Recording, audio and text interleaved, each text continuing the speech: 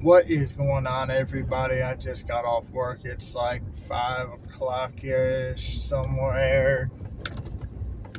Just got off work. So raining, so humid outside, but it's a beautiful day. We're alive.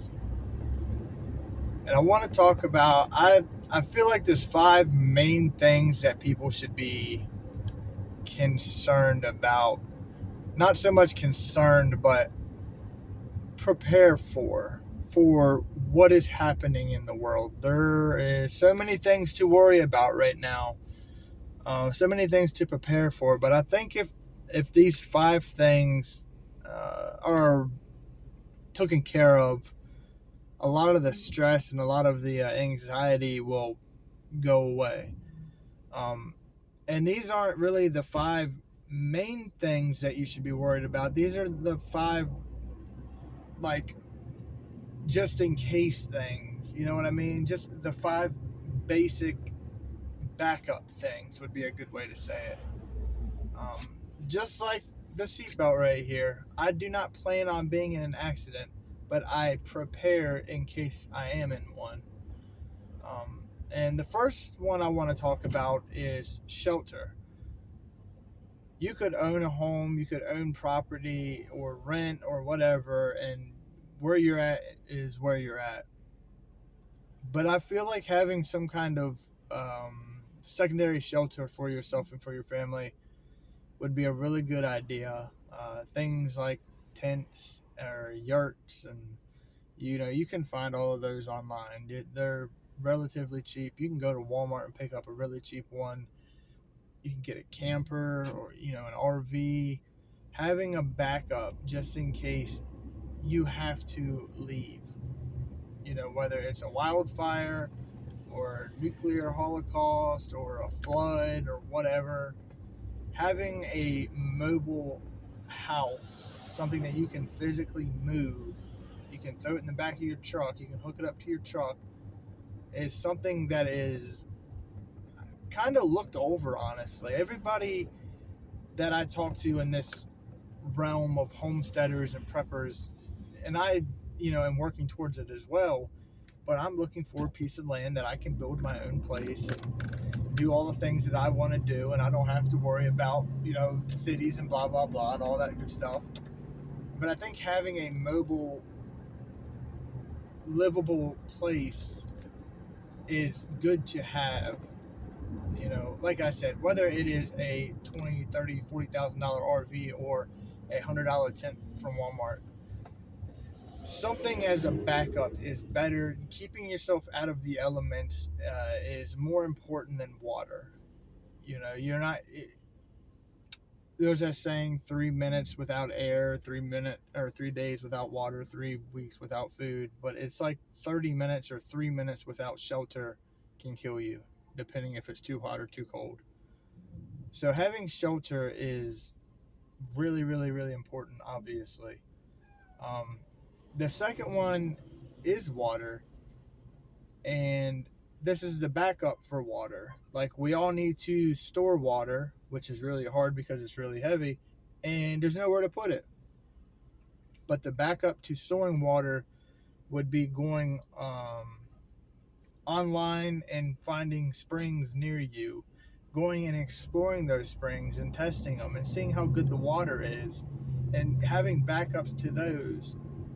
You know, you really don't want to go down to the nearest river like everybody else when the power goes out to get your water. You really don't want to rely on the city or, your town in case the power goes out. You're not going to be able to get water. If the electricity goes out, you're not going to be able to rely on your well. If you have, when I grew up, I think my dad's house, it was like a 600 some odd foot deep well. Like, you're not pulling water out of that by hand. So you need to find ways to acquire water as a backup. Ideally, you don't want to drink rainwater that came off your asphalt roof, but when you're thirsty, I guarantee you would. You just have to make sure you clean it and boil it and, make filters, buy filters, whatever you want to do, whatever you need to do. But having those backup springs and writing the locations down and knowing how to get there is going to be really valuable for a lot of people, because a lot of people don't really prepare for water. Even just having simple gallon jugs and water bottles, and plus you don't want to store your water in plastic anyway. That's a whole other thing about that crap leaching into your water. But just for survival purposes, having it in plastic would be good, I guess. And the third thing would be some kind of defensive tool. And I'm going to make a video on that, what I think people should have and shouldn't have, depending on what's going on. But this is a backup to the main defensive weapon. Obviously, the first one would be a firearm of whatever kind. The backup to that, however, would be something that you can recreate with natural materials, like a bow. And I would say a compound bow would be ideal as a backup.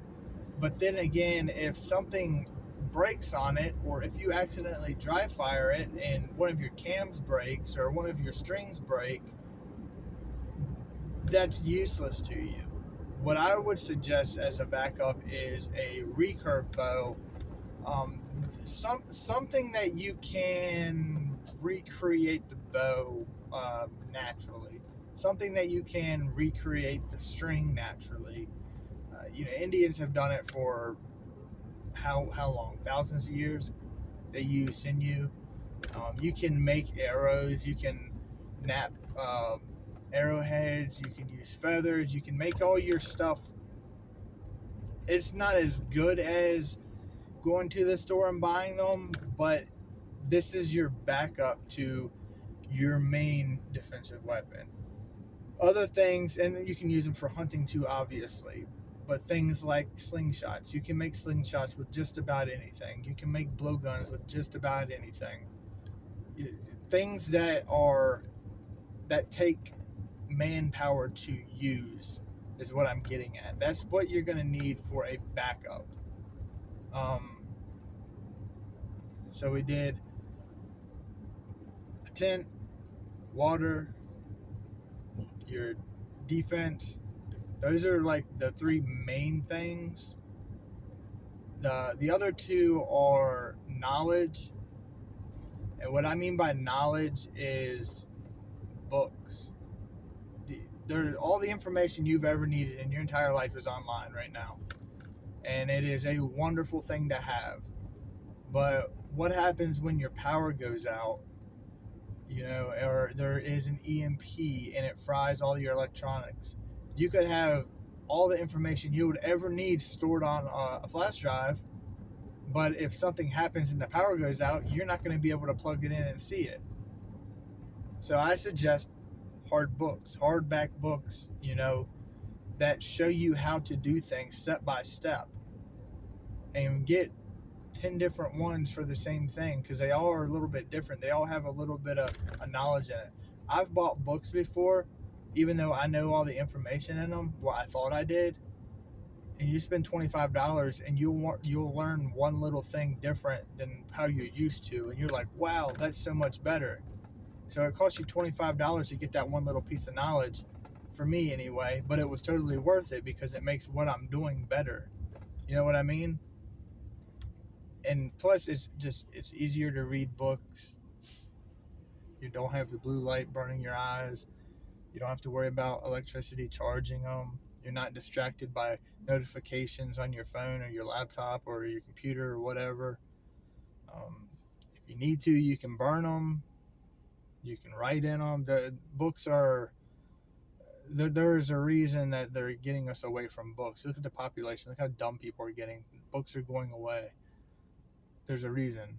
Get books in your life. Get everything from, like, what I got is beekeeping, how to raise goats, how to raise chickens, how to build log cabins, how to wire, houses, how to do plumbing, how to do basic carpentry, how to build, like, anything and everything.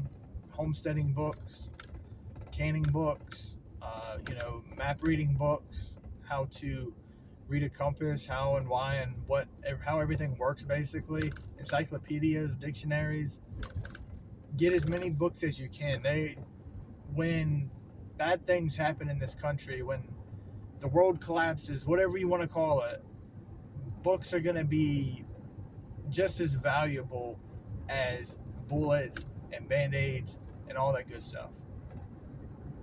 And the last thing, with all the other stuff in mind, is hand tools. Just like books, when electricity goes away, books are good to have, obviously. When electricity goes out again, your hand tools are going to be number one. There's not going to be gasoline to run your stuff. Your generator is going to eventually run out of gas. Your chainsaw is going to eventually break on you. Gaskets are going to wear out. Gasoline's going to go away. You're not going to have bar oil for your chainsaw. There's things like that you need to think about depending on what kind of end of the world scenario you're looking at. I guess it's good to store gasoline. It is good to have generators. It is good to have electrical hand tools. I have a bunch of hand tools, or battery powered stuff. I have solar power to charge my batteries and stuff. However, I also have hammers. I also have nails. I have screwdrivers. I have hand saws. I have hand planers. I have things that do not take batteries, for the simple fact of when, and not if, but when all of this goes away, because you can see what they're doing in this country. They're tearing the electric grid apart. It's being overwhelmed. Certain states are having brownouts and blackouts all the time now, individually. And plus, just regular storms. We're about to have a hurricane. Millions of people's power is going to go out. You're going to need to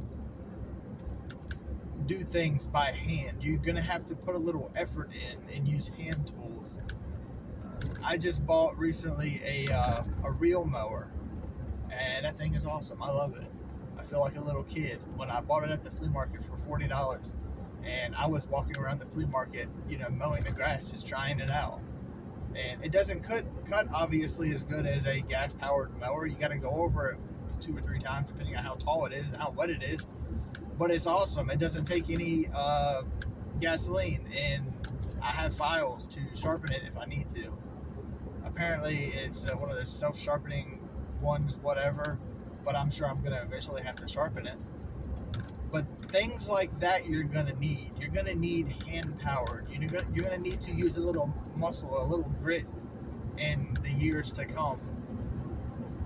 So just those 5 things, something to think about, man. And these are going to be your backups, obviously. Like I said, the hand tools are your backups for when your electrical stuff stops working, for when you run out of fuel to feed your equipment, things like that. Another thing would